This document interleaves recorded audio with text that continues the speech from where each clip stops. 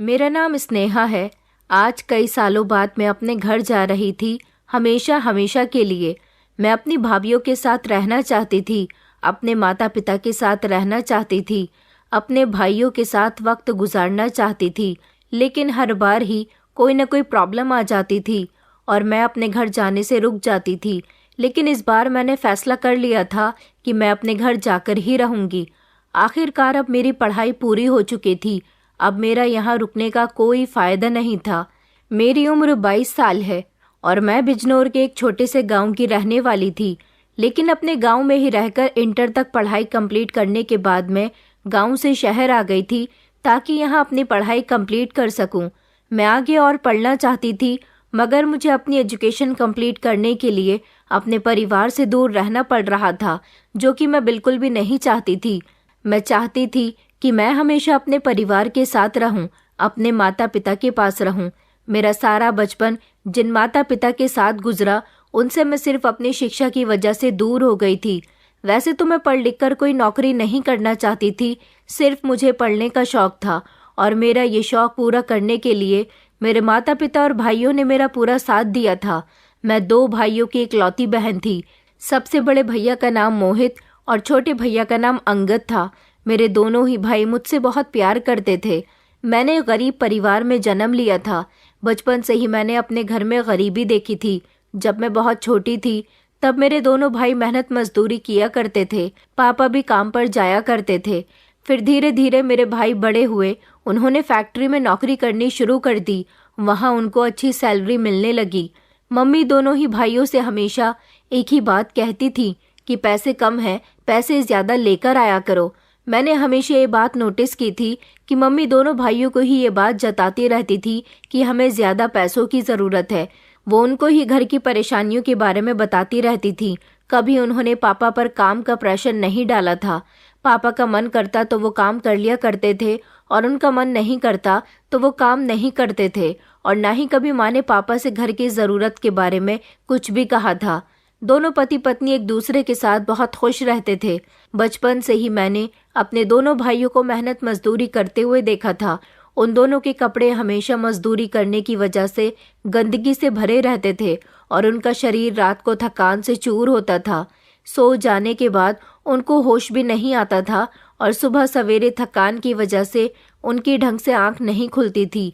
मैंने देखा था कि मैं घर में इधर उधर खेलती फिरती थी। मेरे दोनों भाइयों की उम्र ज्यादा नहीं थी।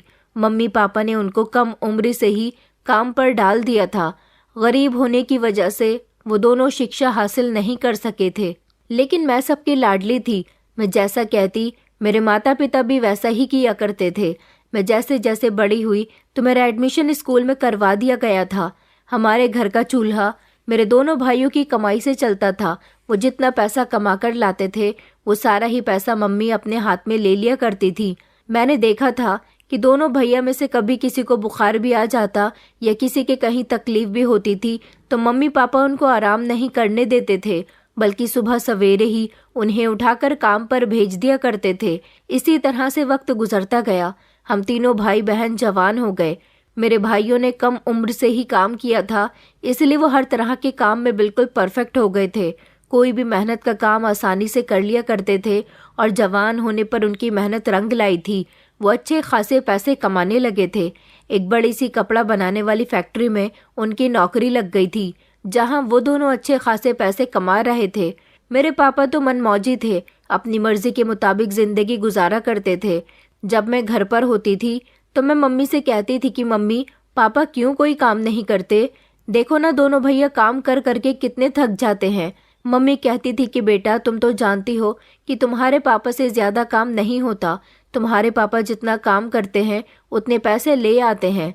बेटा तुम्हारे पापा की हड्डियां बूढ़ी हो चुकी हैं और बूढ़े शरीर में जवान जैसी ताकत नहीं रहती। अब तुम्हारे दोनों भाई तो जवान हैं। तुम्हारे पिता जब इस उम्र में थे तो उन्होंने भी बहुत काम किया था, मगर अब क्या किया जाए, उनकी सेहत उन्हें ये सब करने की इजाज़त नहीं देती। तुम बहुत भाग्यशाली हो जिसे अंगद और मोहित जैसे भाई मिले हैं। मेरे दोनों बेटे बहुत ही अच्छे हैं।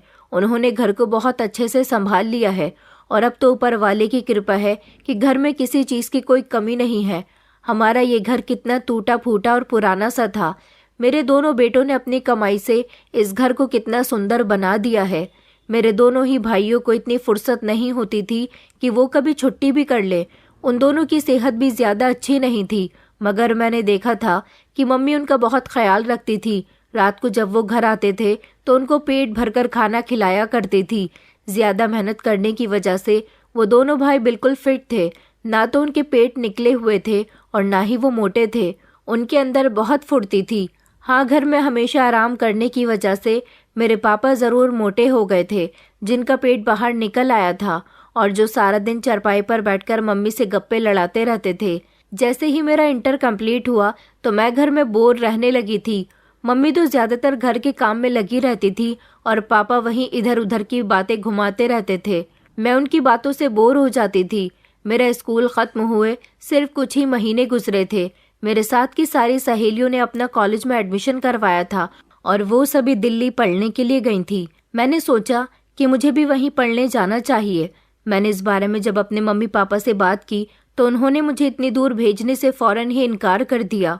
उन्होंने कहा कि तुम्हें आगे पढ़ने की क्या ज़रूरत है, हमें कौन सा तुमसे नौकरी करवानी है जो तुम इतना पढ़ना चाहती हो। मैंने कहा कि मुझे अपना शौक़ पूरा करना है, वैसे भी मैं सारा दिन घर में बोर हो जाती हूँ। मैंने अपने माता पिता से बहुत ज़िद की तो उन्होंने मेरी ज़िद पूरी नहीं की। मैं उस दिन घर में उदास बैठी हुई थी जब मेरे दोनों भाई काम से वापस आए। मेरे दोनों भाई जब काम से वापस आते थे तो मुझसे बहुत देर तक बातें किया करते थे। कहते थे कि तुमसे बातें करने के बाद हमारे सारे दिन की थकान उतर जाती है।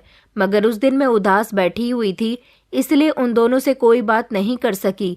वो दोनों कहने लगे कि क्या हुआ, हमारी बहन उदास क्यों है, उसके चेहरे पर आज मुस्कुराहट क्यों नहीं है। तभी मम्मी ने बर्तन पटकते हुए कहा कि आज तुम्हारी बहन को नई जिद लग गई है, ये पढ़ने के लिए शहर जाना चाहती है। तुम लोग जानते हो ना कि दिल्ली कितनी दूर है। इसकी सहेलियां जो करेंगी इसे भी वही करना है, मगर हम इसे खुद से दूर नहीं कर सकते। अंगद भैया कहने लगे कि हाँ माँ, आप ठीक कहती हो, हम इसे खुद से दूर नहीं जाने देंगे। मैंने भैया से रिक्वेस्ट की कि भैया प्लीज़ आप दोनों तो मम्मी पापा को मना लो ना, मुझे आगे और पढ़ना है। मैंने आप लोगों से कभी कुछ नहीं मांगा और शिक्षा तो हर इंसान के काम आती है। आप लोग तो कभी स्कूल नहीं गए ना, इसलिए आपको कुछ नहीं पता, मगर मुझे पता है कि कॉलेज लाइफ क्या होती है और स्कूल में पढ़ने में भी कितना मज़ा आता है। मेरी सारी सहेलियाँ मुझसे दूर हो जाएंगी। मैं उनके साथ ही दिल्ली में एडमिशन लेना चाहती हूँ। प्लीज़ मुझे जाने दीजिए, प्लीज़ मेरा वहाँ एडमिशन करवा दीजिए ना। मेरी इतनी सी ही रिक्वेस्ट पर मेरे दोनों भाई मान गए थे और उन्होंने कहा था कि अगर हमारी बहन कुछ चाहती है तो हम उसकी डिमांड को ज़रूर पूरा करेंगे। इस तरह मेरा एडमिशन दिल्ली में हो गया था और फिर मैं दिल्ली की ही यूनिवर्सिटी में पढ़ने लगी थी और वहाँ हॉस्टल में रहने के लिए मुझे कमरा भी मिल गया था। मगर मुझे अपने घर वालों की बहुत याद आया करती थी। जब मेरी छुट्टियाँ हुआ करती थी तो मैं 2 दिन के लिए घर रहने के लिए चली जाती थी और फिर वापस आ जाया करती थी। कुछ दिनों बाद मुझे पता चला कि मम्मी ने दोनों भैया का रिश्ता तय कर दिया है। उन्होंने मुझे दोनों ही लड़कियों का फ़ोटो सेंड किया था। मुझे तो अपनी दोनों होने वाली भाभियाँ बहुत पसंद आई थी, लेकिन परेशानी वाली बात ये थी कि मम्मी ने दोनों भैया की शादी इतनी जल्दी कर दी थी कि मुझे भी घर आने का मौका नहीं मिल सका था। उन दिनों मेरे एग्ज़ाम चल रहे थे और मैं अपने भाइयों की शादी में शामिल नहीं हो सकी थी। दोनों भाई कहते थे कि हमारी बहन नहीं आएगी तो हमारी शादी नहीं होगी, मगर मम्मी ने उनसे कहा कि उसे भी बहुत शौक था शहर जाने का। अब हमसे दूर चली गई है तो यही लगा रहेगा। वैसे तो मैंने भी उनको बोल दिया था कि कोई बात नहीं, शादी सिंपल तरीके से ही तो हो रही है। मैं बाद में अपनी दोनों भाभियों से मिल लूँगी जब मेरे एग्ज़ाम ख़त्म हो जाएंगे। तो मैं फ़ौरन ही अपने घर गई थी। मेरी दोनों भाभियाँ बहुत अच्छी थीं, बहुत सुंदर थीं। मैं उनके साथ वक्त गुजारना चाहती थी, लेकिन 2 दिन से ज़्यादा उनके साथ नहीं रुक सकी। फिर वापस अपनी यूनिवर्सिटी आ गई थी। मेरे दोनों भैया भी अपनी अपनी पत्नियों के साथ बहुत खुश थे। हमारे घर का माहौल खुशियों में डूब चुका था। मैंने देखा था कि हमारे घर में भी काम हुआ था। 2 भाइयों की शादी एक साथ हुई थी, इसलिए दोनों भाभियों के लिए अलग अलग पोर्शन बनाए गए थे। मेरी मम्मी और पापा ग्राउंड फ्लोर पर रह रहे थे। मैं खुशी खुशी वहाँ से वापस आ गई थी, लेकिन उसके बाद मैं जब भी अपनी भाभियों के साथ समय बिताने के लिए घर पर गई थी तो मुझे घर का माहौल बड़ा ही बदला हुआ सा लगा था। मेरी भाभियां शुरू शुरू में तो मुझे बड़ी ही चहकती महकती दिखाई दी थी, लेकिन बाद में तो वो मुरझाई मुरझाई सी लगती थी। मुझे लगा शायद शादी के बाद लड़कियों को एडजस्ट होने में थोड़ा टाइम लगता है। मैं 2 दिन से ज़्यादा अपने घर पर नहीं रुकती थी, और कभी अगर मैं 1 हफ्ते के लिए घर आने के लिए मम्मी से फ़ोन पर बात करती तो मम्मी कहती थी कि तुम्हें अपनी पढ़ाई ख़राब करके यहाँ आने की कोई ज़रूरत नहीं है। अब तुम अपनी पढ़ाई पर ही ध्यान दिया करो, तुम घर की परवाह मत किया करो, यहाँ तुम्हारी भाभियाँ हैं हमारा ख्याल रखने के लिए। इसके साथ ही मम्मी ने मुझे एक और खुशखबरी दी थी। उन्होंने मुझे बताया था कि अब तुम्हारे दोनों भाइयों ने अपनी कपड़े की दुकान कर ली है, और वो दुकान भी बाजार के बीच में है। तुम्हारे दोनों भाइयों की दुकान बहुत अच्छी चल रही है। ये बात सुनकर मुझे बहुत खुशी हुई थी कि मेरे भैया जो पहले कपड़े की फैक्ट्री में काम किया करते थे, अब उन्होंने खुद की कपड़े की दुकान खोल ली थी। अब तो सारा का सारा प्रॉफिट उनका ही हो रहा होगा। अपने भाइयों की कामयाबी से मुझे हमेशा खुशी हुई थी, लेकिन मैं हैरान इस बात पर होती थी कि पहले तो मम्मी मुझे शहर नहीं आने दे रही थी, और अब जब मैं घर आने के लिए जब भी मम्मी से कहती तो वो मुझे यही कह दिया करती थी कि तुम बस अपनी पढ़ाई पर ध्यान दिया करो, यहाँ ज़्यादा मत आया करो, यहाँ आने से तुम्हारी पढ़ाई में नुकसान हो जाता है। मम्मी की बात सुनकर मुझे गुस्सा आ जाता था और मैं घर जाती ही नहीं थी। अब तो जब से दोनों भैया ने दुकान की थी, वो मुझे फ़ोन भी नहीं करते थे, मुझे घर बुलाते भी नहीं थे, और पापा तो ऐसे थे कि मैं खुद उनसे बात करती थी तो मुझसे बात कर लिया करते थे, वरना कभी उन्हें अपनी बेटी की याद नहीं आती थी। लेकिन इस बार मेरी पढ़ाई पूरी हो गई थी और मैंने सोचा था कि मैं घर जाकर सब लोगों को सरप्राइज़ दूंगी कि मैं घर आ रही हूँ, और वो भी हमेशा हमेशा के लिए। 3 साल बीकॉम कंप्लीट करने में मुझे यहाँ पर लग गए थे, और इन 3 सालों में मेरे घर पर काफ़ी कुछ बदल गया था। मेरे गांव के लोग भी मुझे बहुत याद किया करते थे, ऐसा मुझे मेरे दोनों भाई बताया करते थे। मुझे पता था कि वो लोग मुझे याद करते हैं क्योंकि मेरे दोनों भाई मुझसे बहुत प्यार करते थे। भैया तो अच्छे थे, भाभियाँ भी अच्छी थी। जब मैं उनकी शादी के बाद घर जाया करती थी तो वो मुझसे बहुत अच्छे से पेश आती थी, लेकिन जब मैं यहाँ आ जाती थी तो किसी से इतना नहीं होता था कि कोई मुझसे फ़ोन पर बात भी कर ले। मैं भाभियों की इस हरकत से बहुत नाराज़ थी और मैंने सोच लिया था कि मैं घर जाकर एक एक से बात करूँगी। मैं जब अपना सामान लेकर घर आई तो मैंने सोचा कि मुझे मेरे घर वाले देखकर खुश हो जाएंगे, मगर मम्मी के मुंह से तो फौरन ही ये बात निकली थी कि तुम इतनी जल्दी कैसे आ गई। मैंने कहा, मम्मी आपको नहीं पता, मेरी पढ़ाई कंप्लीट हो चुकी है, अब मैं आगे नहीं पढ़ना चाहती। मम्मी कहने लगी कि बेटा, आने से पहले तुम्हें बता देना चाहिए था। मैंने कहा, क्यों, अपने घर में आने से पहले भी क्या बताना पड़ता है? पापा कहने लगे, अरे मेरी बेटी को क्यों तंग कर रही हो, अब वो आ गई है ना, बस तुम ध्यान रखना। ये बात पापा ने माँ की तरफ देखते हुए कही थी। मैंने फौरन ही पापा की तरफ देखा और कहा कि किस बात का ध्यान रखना है पापा? पापा ने मुस्कुराकर कहा कि नहीं नहीं बेटा, कुछ नहीं। इतने में ही माँ ने मेरी छोटी भाभी नव्या को आवाज़ लगाई, अरे छोटी बहू जल्दी से आकर देखो कौन आया है, पानी लेकर आओ, तुम्हारी नंद आई है। नव्या भाभी ट्रे में पानी लेकर धीमे धीमे कदमों से चलती हुई मेरी तरफ आई थी। उन्होंने मुझे पानी दिया। उनको देखकर मुझे ऐसा लग रहा था जैसे बेचारी न जाने कब से बीमार है।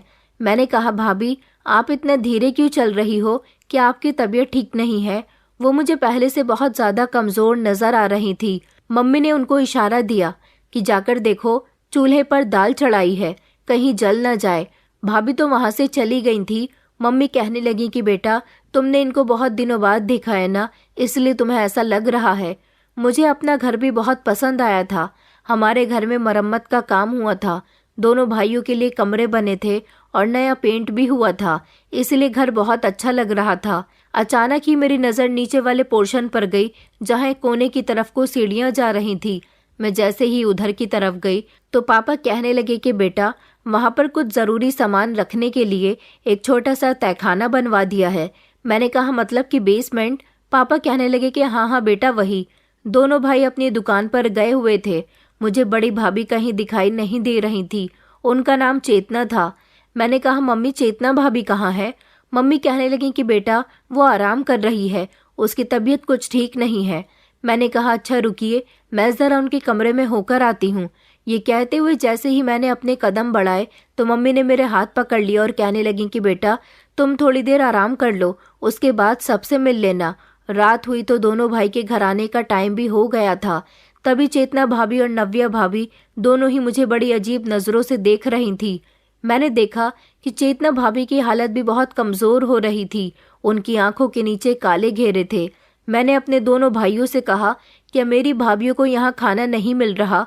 मेरी भाभियां कितनी कमजोर हो गई हैं। इस बात पर मेरी दोनों भाभियां तो कुछ नहीं बोली। भैया कहने लगे, क्या करें, जिस दिन से दोनों घर में आई हैं दोनों की दवाइयां ही चलती रहती हैं। दोनों अपने शरीर में दर्द बताती रहती हैं। घर में माँ भी उनसे ज्यादा काम नहीं करवाती, फिर भी इन लोगों को पता नहीं क्या परेशानी है। मैंने कहा, अरे ये तो बहुत ही अजीब बात है, तो फिर आप लोग लापरवाही ना करें, दोनों भाभियों को शहर के अस्पताल लेकर जाएं, वहां उनका इलाज करवाएं। इतने में ही मेरी मम्मी बोल पड़ी और कहने लगी कि अच्छा अच्छा तुम खामोश रहो, जब से आई हो बोले चली जा रही हो, और अब खाना खाकर अपने कमरे में जाकर आराम करना। मैं खामोश हो गई थी और खाना खाने के बाद कमरे में जाकर आराम करने लगी थी। रात को मैं सो गई थी। सुबह के लगभग 7 बजे का टाइम हो रहा था जब मुझे किसी के रोने की आवाज़ आने लगी। मैं जैसे ही उठकर कमरे से बाहर निकली तो मैंने देखा कि मेरी छोटी भाभी अपनी टांगों में सर रखकर ज़मीन पर एक तरफ बैठकर रो रही थी। उनको जब मैंने रोते हुए देखा तो मैं उनके पास गई कि भाभी, आप रो क्यों रही हो? क्या बात है भाभी, और इतनी सुबह सुबह आप यहाँ पर क्या कर रही हो? भाभी ने जल्दी से मुझे देखकर अपने आंसू साफ किए और वो कहने लगी कि कुछ नहीं स्नेहा, मैं रो नहीं रही, बस मेरी आंख में कुछ आ गया था। और तुम इतनी सुबह सुबह क्यों उठ गई हो? चलो जाओ अपने कमरे में जाकर आराम करो, मैं भी जा रही हूँ। ये कहकर वो फौरन ही अपने कमरे में चली गई। बड़ी अजीब बात थी, उन्होंने झूठ क्यों कहा कि वो रो नहीं रही थी? मैंने खुद अपनी आंखों से उनको रोते हुए देखा था। कई दिन इसी तरह से गुजर गए थे। मेरी दोनों भाभियों के चेहरे से तो जैसे मुस्कुराहट खत्म ही हो गई थी। कभी मैं बड़ी भाभी के सुबह सवेरे रोने की आवाज़ सुनती तो कभी छोटी भाभी के रोने की आवाज़ सुनती, और कोई भी भाभी मुझे अपने रोने की वजह नहीं बताती थी। एक दिन मेरे गांव की सहेलियां मुझसे मिलने के लिए आई हुई थी। जब मेरी दोनों भाभियां उनके लिए नाश्ता लगाने लगी तो अचानक बड़ी भाभी के हाथ से चाय की ट्रे गिर गई, जिसकी वजह से सारा फर्श गंदा हो गया था और भाभी बहुत घबरा गई। मैंने कहा, भाभी कोई बात नहीं है, आपको इतना घबराने की ज़रूरत नहीं है। लेकिन मम्मी के शब्द बड़े ही करारे थे और उनके एक्सप्रेशन बहुत ही सख्त थे। उन्होंने कहा कि नहीं बेटा, इन दोनों को समझना चाहिए कि मेहमानों के सामने काम कितना संभलकर और ध्यान से करना चाहिए। मुझे तो मम्मी के ऐसे शब्द सुनकर बड़ी हैरानी हुई थी। इतनी छोटी सी बात पर वो भाभीियों के लिए इतना गुस्सा जाहिर कैसे कर सकती थी? मेरी सहेलियां भी ठंडी सांस भरकर रह गई थी और फिर थोड़ी देर के बाद वो वहां से चली गईं, क्योंकि सब जानते थे कि मेरी मम्मी एक बार अगर किसी बात को कह दे तो कोई उन्हें वापस पीछे नहीं हटा सकता था। उसके बाद जो कुछ भी हुआ उसने मेरा दिल दहलाकर रख दिया था। मम्मी ने किसी जालिम औरत की तरह मेरी भाभी को डांटकर कमरे से बाहर निकाला और उन्हें अपने पोर्शन में बने तहखाने में भेज दिया। मम्मी का ऐसा जालिमाना बर्ताव देखकर मुझे बड़ी हैरानी हुई थी। मम्मी के आगे तो मैं भी ज्यादा नहीं बोलती थी, क्योंकि मम्मी मुझे भी डांट कर खामोश करवा दिया करती थी। सुबह के समय मम्मी ने भाभी को तहखाने में बंद कर दिया और कहा कि रात तक कोई भी इसको नहीं बचाएगा। मुझे ये सब बिल्कुल भी अच्छा नहीं लग रहा था। मैंने मम्मी को बहुत मना किया था कि वो भाभी से कुछ न कहें, मगर उन्होंने मुझे डांट दिया था और उनकी डांट से हमेशा मुझे डर लगता था। मम्मी ने कहा था कि मेरे घर की हालत इन दोनों बहुओं के आने से बहुत खराब हो गई। आइंदा अगर किसी ने ऐसी हरकत करने की कोशिश की तो उसके साथ भी ऐसा ही होगा। ये बात मम्मी मेरी दूसरी भाभी को बोल रही थी। दूसरी भाभी डरकर एक तरफ खड़ी हुई थी। मैं खामोशी से अपने कमरे में आ गई थी। इस सब की वजह से मुझे सुकून नहीं मिल रहा था। पूरे दिन के लिए भाभी को तहखाने में मम्मी ने बंद कर दिया था। मुझे नहीं पता था कि मम्मी ने उनको रात तक के लिए बंद कर दिया है। मुझे तो लगा कि शायद उन्होंने तहखाने की सफाई करने की सज़ा उन्हें सुनाई है, मगर सुबह की बंद हुई भाभी को जब मैंने रात को तहखाने से निकलते हुए देखा तो मेरे पैरों तले से ज़मीन निकल गई थी कि सुबह से भाभी उसमें बंद थी। मुझे बहुत हैरानी हुई थी। भाभी की हालत बहुत ख़राब थी, उनसे ठीक से चला भी नहीं जा रहा था। ऐसा लग रहा था जैसे उनके पैरों में बहुत दर्द हो रहा है। मेरी दोनों भाभियां ही सारा दिन घर का कोई ना कोई काम किया करती थी। मैं घर की बेटी थी, इसलिए मम्मी मुझसे कोई काम नहीं करवाती थी। हालांकि वो खुद भी घर के काम किया करती थी। अगले दिन फिर ऐसा हुआ कि मेरी छोटी भाभी ने किचन की सफाई ठीक से नहीं की थी। ये सब जब मेरी मम्मी को पता चला तो उन्होंने मेरी छोटी भाभी को भी तहखाने में बंद कर दिया था। और कुछ समय के बाद जब भाभी तहखाने से बाहर निकली और उनके पीछे मम्मी भी बाहर आई थी, मम्मी के हाथों में ढेर सारे पैसे थे। भाभी के तहखाने से बाहर निकलते ही मम्मी ने उसके दरवाजे पर ताला लगा दिया और भाभी को अपने दुपट्टे के पल्लू से एक गोली निकाल कर दी, जिसे मम्मी के इशारे पर उन्होंने पानी के साथ निगल लिया। मम्मी ने मुझे अच्छी तरह से समझा दिया था कि मैं उनके और भाभीियों के मामले में ना बोला करूं। अगर मैंने कुछ भी कहा तो वो मेरी शादी करवा देंगी। एक न एक दिन मेरी शादी होनी तो थी, लेकिन वो समय से पहले मेरी शादी कर देना चाहती थी और उन्होंने कहा था कि मैं तुम्हारी शादी करने में ज़्यादा सोच विचार नहीं करूंगी। तुम जानती हो कि जल्दबाजी के फैसले हमेशा गलत होते हैं। वो मुझे इतना डरा दिया करती थी कि मैं कुछ भी सोच समझती नहीं थी और बस खामोशी से जो घर में हो रहा था वो सब कुछ देखती रहती थी। भाभी तो कमरे में चली गई थी, उनसे ठीक से चला भी नहीं जा रहा था, वो लंगड़ा लंगड़ा कर चल रही थी। भाभी अपने कमरे में जाकर गहरी नींद में सो गई थी। मैं बहुत परेशान थी। मैं नहीं जानती थी कि आखिर मेरे घर में क्या चल रहा है और इस तहखाने का क्या राज है। चलो, तहखाना बंद करने वाली बात तो समझ आती है, लेकिन वो लंगड़ाकर क्यों चल रही थी? क्या किसी ने उनके साथ मारपीट की थी या फिर कोई और बात थी? मम्मी ने कहा था कि इस घर में जो कुछ हो रहा है वो सब खामोशी से देखती रहना, कभी अपने भाइयों को भी कुछ बताने की कोशिश मत करना। मेरी मम्मी ने मुझे इस तरह से डरा दिया था कि मैं कुछ भी नहीं कर पा रही थी। घर में ये सब होने की वजह से रात को मैं ठीक से नहीं सो पाती थी। भाभियां भी कुछ नहीं कहती थी। मेरे सामने बार बार भाभियों का बेबस और मुरझाया हुआ चेहरा आ जाता था। अगर भाभी की गलती थी तो मम्मी ने इतने प्यार से उन्हें कमरे में क्यों भेज दिया? अब एक नया सवाल मेरे दिमाग में घूम रहा था। मेरे पापा सारा दिन घर के आंगन में बिछी चारपाई पर बैठे रहते थे। वहीं पर बराबर में मम्मी भी जाकर बैठ जाती थी और दोनों पति पत्नी आपस में न जाने क्या क्या खुसुर पुसुर करते रहते थे। रात को जैसे ही दोनों भाइयों के घर आने का टाइम होता तो भाभियां ऐसे रिएक्ट करती थी जैसे उनको कुछ हुआ ही नहीं था, और सारा दिन वो ऐसे रिएक्ट करती थी जैसे बहुत ज़्यादा बीमार हैं और उनसे ठीक से चला भी नहीं जा रहा। अब ऐसा हर रोज़ ही होने लगा था। इस सब तमाशे से पहले मम्मी मुझे मेरे कमरे में भेज दिया करती थी। मेरा कमरा मम्मी के कमरे की बराबर में ही था, इसलिए मैं अपने कमरे के दरवाजे से चोरी चुपके सब कुछ देखती रहती थी। एक दिन मैं किचन में अपनी दोनों भाभियों के साथ मौजूद थी। उस दिन घर में मम्मी नहीं थी, तो मैंने अपनी छोटी भाभी से पूछा कि भाभी, आप उस दिन लंगड़ाकर क्यों चल रही थी? जिस पर वो खामोश होकर सर झुका गईं और कुछ न बोली। भाभी की खामोशी पर मैंने उनसे कुछ भी पूछना बंद कर दिया, लेकिन मैं जानना चाहती थी कि आखिर क्या बात है। मैंने अपनी बड़ी भाभी से तो इस बारे में 2-3 बार पूछा था, उन्होंने भी मुझे कुछ नहीं बताया। हाँ, मैंने एक दिन उनको बहुत ज़्यादा तंग किया तो उन्होंने तंग आकर मुझे मेरी बात का जवाब दे दिया था।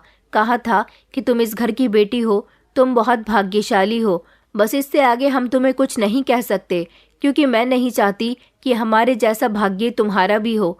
वो मुझसे हाथ जोड़कर कहने लगी कि बस मैं तुम्हें इतना ही बता सकती हूँ, इससे आगे मुझसे कभी कोई सवाल मत करना। मैं अपना सवाल भूल गई और भाभी का ऐसा बर्ताव देखकर मैं अपने कमरे में आ गई थी। बार बार दिल में यही बात आ रही थी कि मैंने तो भाभी से यही पूछा था कि आप लोग लंगलाकर क्यों चलती हो? आखिर तहखाने में बंद करने के बाद आपको ऐसी भी कौन सी सज़ा देती है मम्मी? लेकिन मुझे तो दोनों ही भाभियों में से किसी ने भी कोई ढंग का जवाब नहीं दिया था। मेरी मम्मी के एक इशारे पर वो दोनों खड़ी हो जाती हैं और बैठ जाती हैं। अब मम्मी रोज़ ही उन दोनों के कामों में कोई ना कोई कमी निकाला करती थी। अगर घर में धूल का एक कतरा भी दिखाई दे जाता तो कभी बड़ी भाभी को तहखाने वाले कमरे में भेज देती तो कभी छोटी भाभी को, और फिर बेचारी लंगड़ाकर कमरे से बाहर निकलती थी। मुझे ये देखकर अपनी भाभियों के लिए दिल में तरस भी आता था और अपनी मम्मी के लिए दिल में नफरत बढ़ जाती थी। अगर उनको उनकी गलती की सज़ा दी जाती थी तो फिर उनके कमरे से निकलने के बाद वो उनको नींद की गोली क्यों खिलाया करती थी? मेरे दोनों ही भाई काम में इतने बिजी होते थे कि रात को घर में देर से आते थे और सुबह को दिन निकलने से पहले ही दुकान पर चले जाते थे। उन बेचारों की तो कभी कोई छुट्टी ही नहीं हुई थी और उन दोनों के सामने तो दोनों ही भाभियां बिल्कुल खामोश रहती थी। मम्मी मुझे ज़्यादा से ज़्यादा दोनों भाइयों के सामने आने से रोक दिया करती थी। उनके काम से आने से पहले ही मुझे मेरे कमरे में भेज दिया करती थी कहती थी कि तुम जाकर आराम करो और वापस कमरे से बाहर मत निकलना। मेरा गुस्सा भी अगले ही दिन खत्म हो चुका था, क्योंकि मुझसे अपनी भाभीयों की तकलीफ देखी नहीं जाती थी। एक दिन मेरी छोटी वाली भाभी से खाना जल गया तो मम्मी बहुत गुस्सा हुई थी और उन्होंने छोटी भाभी को भी इस तहखाने में दोबारा से बंद कर दिया और मुझे मेरे कमरे में भेज दिया। बड़ी भाभी को भी डांटकर उनके कमरे में भेज दिया और खुद तहखाने के पास कुर्सी रखकर बैठ गई। मैं ये सब देख देख कर सोच में पड़ गई थी कि आखिर क्या माजरा है, ये सब हमारे घर में क्या हो रहा है। मैं थोड़ी देर बाद जब अपने कमरे से बाहर निकली तो मैंने देखा कि भाभी जमीन पर बैठकर फूट फूट कर रो रही थी। मुझे लगा कि शायद उनकी टांग में दर्द हो रहा होगा, क्योंकि वो अपनी टांग पकड़े हुए बैठी थी और बुरी तरह से रो रही थी। मैं घबरा गई कि भाभी को कहीं ज्यादा दर्द न हो रहा हो।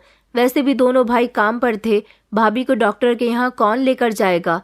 मैंने कहा, भाभी क्या हुआ है, दर्द हो रहा है आपके? मुझे अपना मोबाइल दे दीजिए, मैं अभी भैया को बुलाती हूँ। भाभी ने पहले तो मुझे कोई जवाब नहीं दिया, लेकिन जैसे ही मैंने भैया को बुलाने की बात की तो वो चौंक गईं और जल्दी से उन्होंने अपने आंसू पोंछ लिए। कुछ ऐसी ही कंडीशन मैंने अपनी एक बार बड़ी भाभी की भी देखी थी। भाभी कहने लगी कि नहीं, किसी को मत बुलाना, मेरे दर्द नहीं हो रहा, मैं किसी और वजह से रो रही हूँ। ये बात सुनकर तो मैं जानना ही चाहती थी कि आखिर बात क्या है। मैंने कहा, भाभी तो फिर कौन सी बात है? मुझे लग रहा था कि आज भाभी मुझे सब कुछ बता देंगी, तभी मैं इतनी जोश में थी, मगर ऐसा नहीं हुआ। भाभी ने मेरी उम्मीदों पर पानी फेर दिया और मुझे कुछ भी नहीं बताया। वो सिर्फ इतना कहने लगी कि ऊपर वाला तुम्हारा भाग्य अच्छा करे, कभी तुम्हें ससुराल में ऐसा दुख न झेलना पड़े जैसा हम झेल रहे हैं, और ससुराल में काम इतने अच्छे से करना कि कभी तुम्हारे साथ कोई सजा न दे सके। मैं भाभी की बात सुनकर अफसोस में चली गई थी कि वो बिल्कुल ठीक कह रही है। मेरी मम्मी उनके साथ कुछ ज्यादा ही स्ट्रिक्ट है। मैंने भाभी से कहा था कि भाभी आप परेशान ना हो, सब कुछ ठीक हो जाएगा, मम्मी का बिहेवियर भी आपके साथ अच्छा हो जाएगा, वो शुरू से ही बहुत स्ट्रिक्ट है। भाभी कहने लगी कि नहीं नहीं, ऐसा कुछ नहीं है, मैं माँ जी की वजह से उदास नहीं हूँ, गलती मेरी ही है। तुम भी तो देखो ना, मैंने अच्छा खासा खाना जला दिया, मुझे अपना ध्यान भटकाना ही नहीं चाहिए था। अब हर रोज ऐसा ही हो रहा था।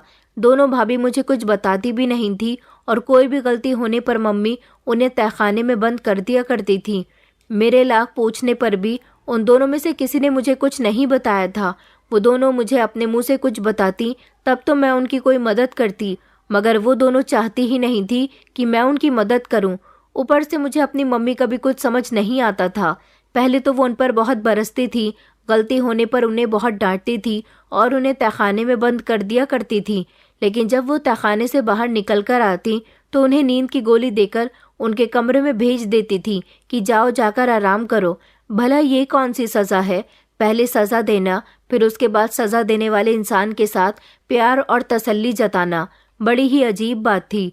मम्मी से भाभीयों के बारे में कोई बात करती तो मम्मी उल्टा मुझे ही डांट दिया करती थी।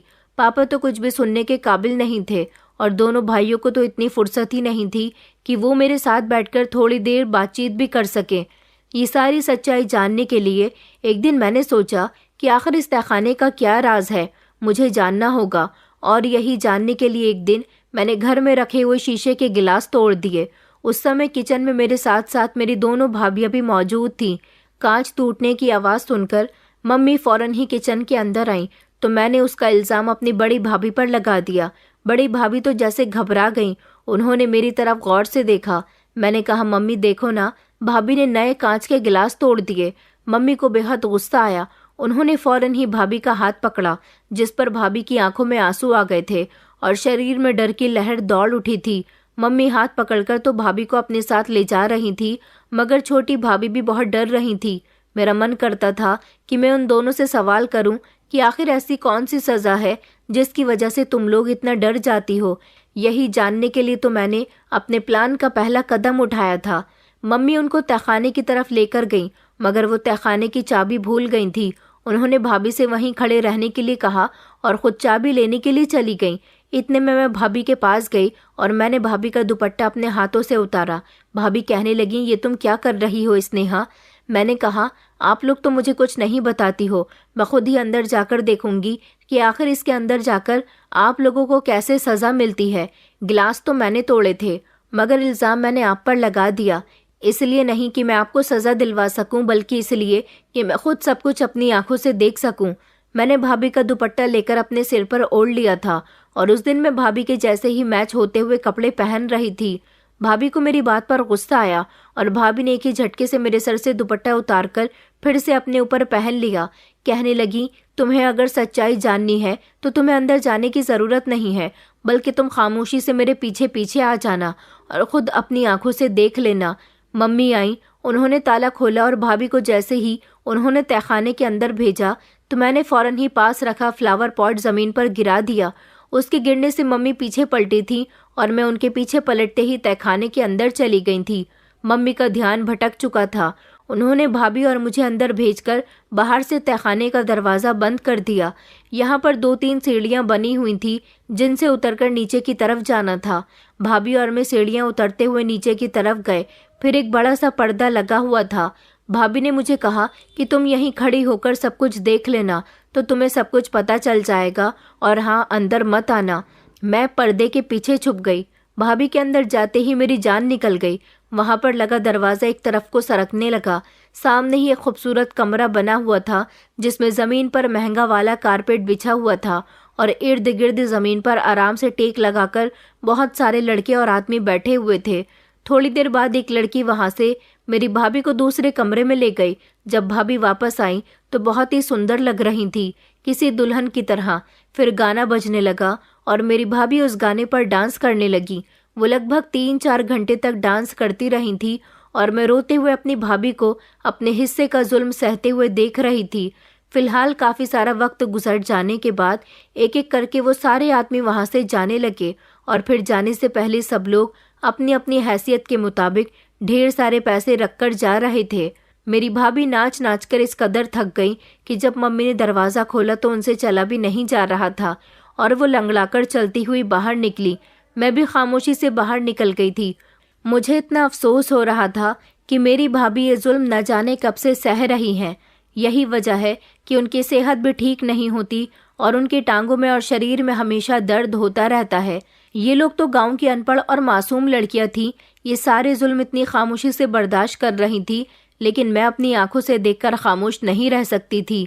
मैं पढ़ी लिखी लड़की थी और इतना तो बहुत अच्छे से जानती थी कि जुल्म खामोशी से बर्दाश्त नहीं करना चाहिए। अब मेरी आंखों के सामने सब कुछ आ चुका था। मुझे पता चल चुका था कि आखिर हमारे घर में हो क्या रहा है और मैं इस पर खामोश नहीं हो सकती थी। मुझे पूरी उम्मीद थी कि मेरे दोनों भाइयों को इस बारे में कुछ पता नहीं होगा, क्योंकि मेरे दोनों भाई बहुत अच्छे थे। मम्मी ने तो ज़रूर अपनी दोनों बहुओं को बहुत परेशान करके रखा हुआ था, लेकिन मेरे दोनों भाई तो उनको खुश रखने के लिए हर वो काम किया करते थे जिससे मेरी भाभियाँ खुश रहती थी। लेकिन मम्मी उनके साथ बहुत गलत कर रही थी। मैं उसी समय अपने कमरे में आई और मैंने फ़ौरन पुलिस को फ़ोन करके सब कुछ बता दिया था और पुलिस को ये भी बताया था कि आप लोग खुद अपनी आंखों से आकर ये सब कुछ देख लेना और हमारे घर की तलाशी भी ले लेना। अगले दिन जब पुलिस हमारे घर पर आई तो मेरी छोटी भाभी की बारी थी और वो उसी समय तहखाने में बंद थी। जैसे ही पुलिस आई तो पुलिस ने हमारे घर पर छापा मार दिया। वहाँ पर मौजूद सारे आदमियों को पकड़ लिया गया। मेरी मम्मी और पापा को भी अरेस्ट कर लिया गया, क्योंकि घर के मालिक तो वही दोनों थे। दोनों भाई उस समय घर में मौजूद नहीं थे।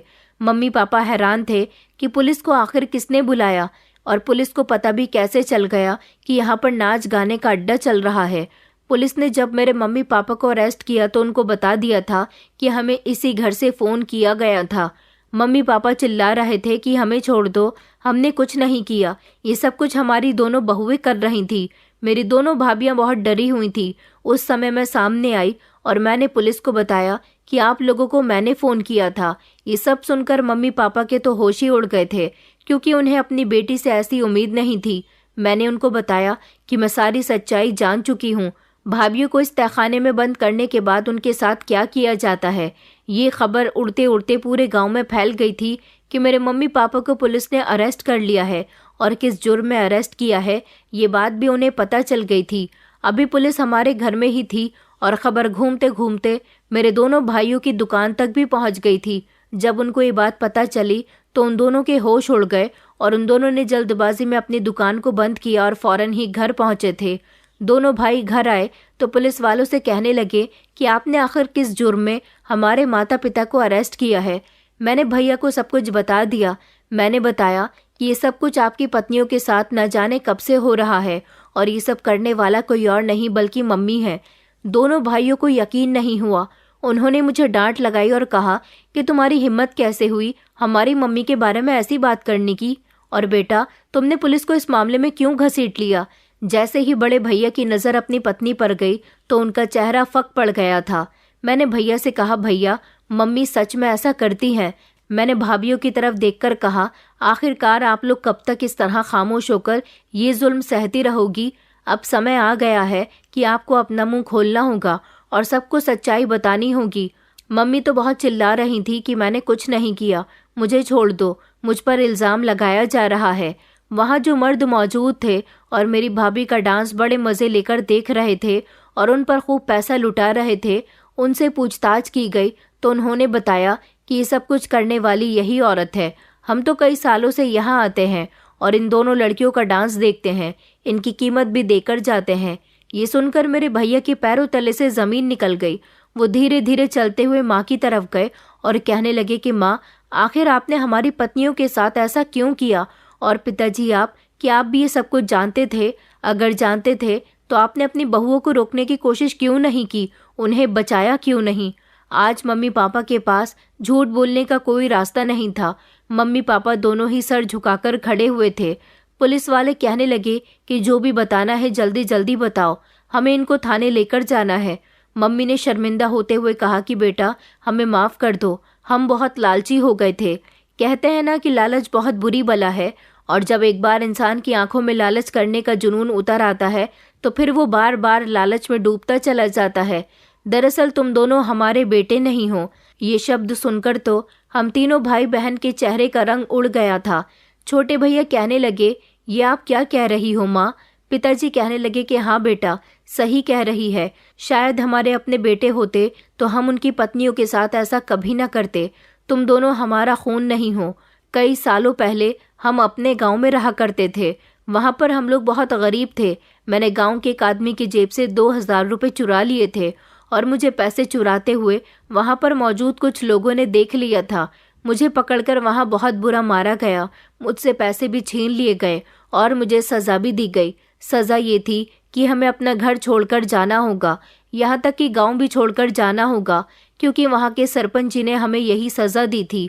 उन्होंने कहा था कि हमारे गांव में चोर नहीं रह सकते, क्योंकि हमारे गांव में बहुत कम चोरी होती थी और अगर कोई चोरी कर भी लेता तो उसके लिए सज़ा बड़ी ही ख़तरनाक होती थी।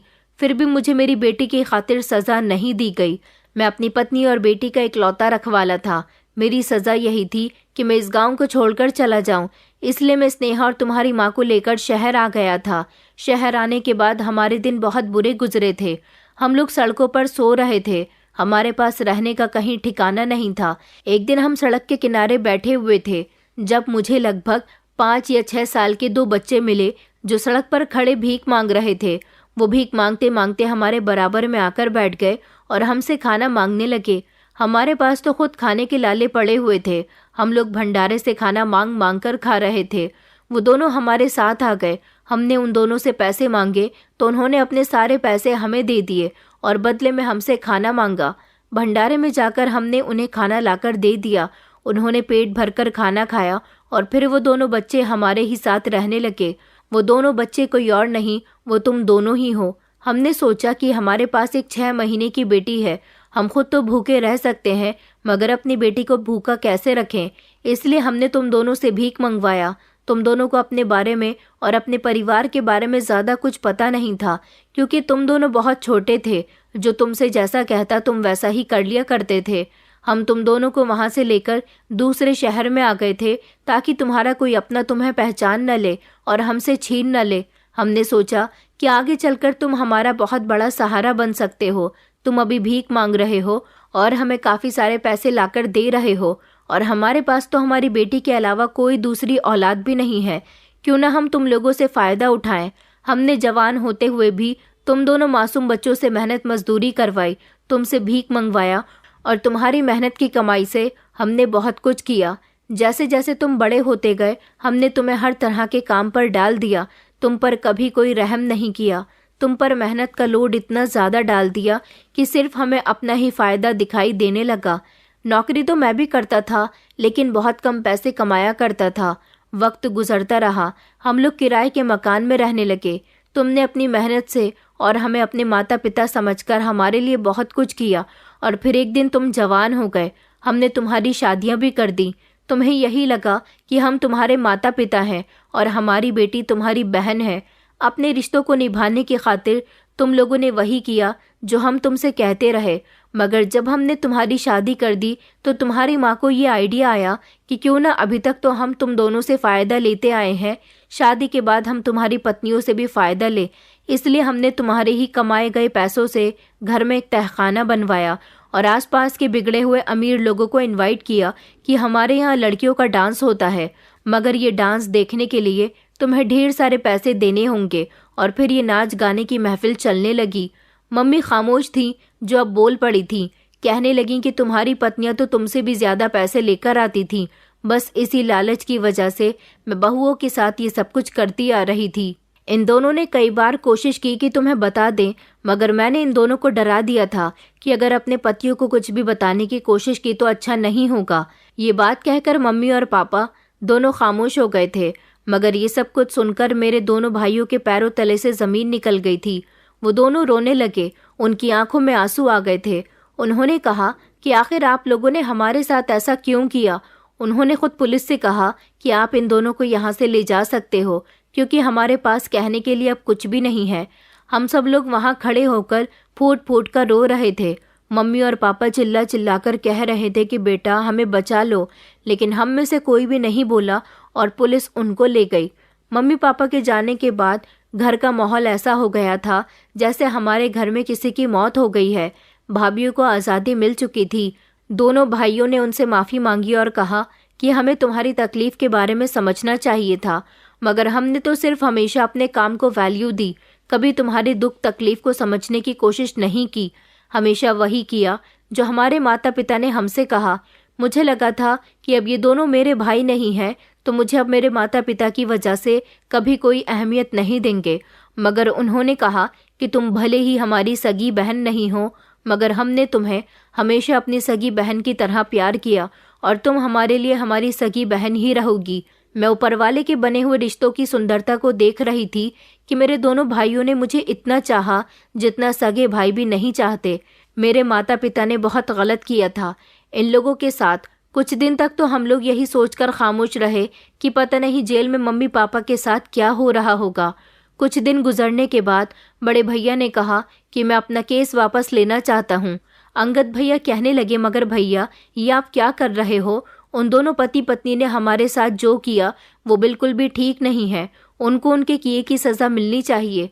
बड़े भैया कहने लगे कि उनको उनके किए की सज़ा मिल चुकी है, क्योंकि वो काफ़ी दिनों से जेल में है। जेल में उनको उनके किए की सज़ा मिल गई होगी। लेकिन ज़रा दिमाग से सोचो, अगर हम सारी ज़िंदगी सड़कों पर भीख मांगते रहते तो शायद आज हमारा कोई फ्यूचर ना होता। आज हम अपने पैरों पर खड़े हैं, मेहनत से पैसा कमाते हैं, हमारा अपना घर है। शायद भीख मांग कर हमारे पास ये सब कुछ न होता। उन्होंने भले ही हमें लालच में अपने साथ रखा, लेकिन हमें पाला पोसा, हमारी सेवा की, हमारा ख्याल रखा। इससे बढ़कर हमारे लिए कुछ भी नहीं है। ये बात तो भैया बिल्कुल ठीक कह रहे थे। मेरी आंखों में खुशी के आंसू उतर आए थे कि क्या इन दोनों जैसे अच्छे इंसान भी इस दुनिया में होते हैं।